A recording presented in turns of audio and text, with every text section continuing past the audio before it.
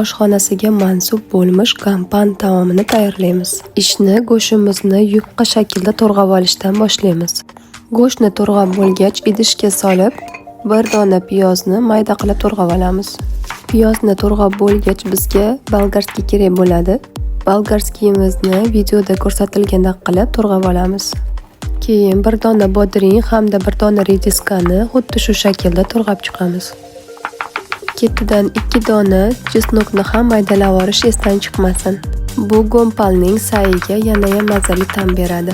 Endi esa taomimiz yanayam mazali bo'lishligi uchun milter yog'lardan quyib olamiz. Keyin to'g'ralgan go'shtimiz ustiga asoy soyasidan biroz qo'shib olamiz. Bu soya go'shtimizni yanayam yumshoqroq pishishiga yordam beradi. Qizib turgan yog'da go'shtimiz biroz qovurilgach, ustidan ziravor hamda ozgina tuz sochib olamiz.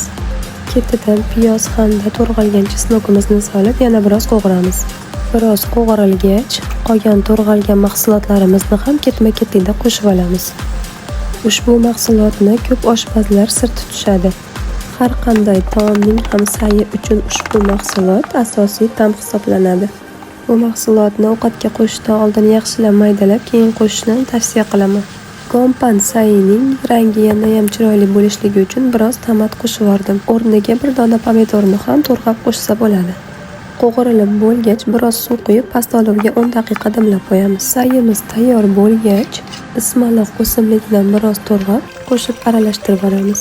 Ana endi garnirini tayyorlash uchun qozonga biroz yog' quyamiz va yuvilgan toza guruchlarimizni solib biroz qovuramiz. Ketidan bir bo'lak sariyog' hamda rolton pripravasi va biroz tuz qo'shib aralashtiramiz. Guruchimizga biroz suv quyib dimlab qo'ygan eko konservalangan jo'xorilardan hamda yashil garoqdan biroz qo'shib guruchimizga aralashtirib olamiz. Garnirimiz tayyor bo'lgach, idishimizga chiroyli qilib sovib olish qoladi xolos. Bunday mazali parhezli taom bilan manga o'xshab ko'k choyni sevuvchilar uchun silver ko'k choylarini tavsiya qilaman.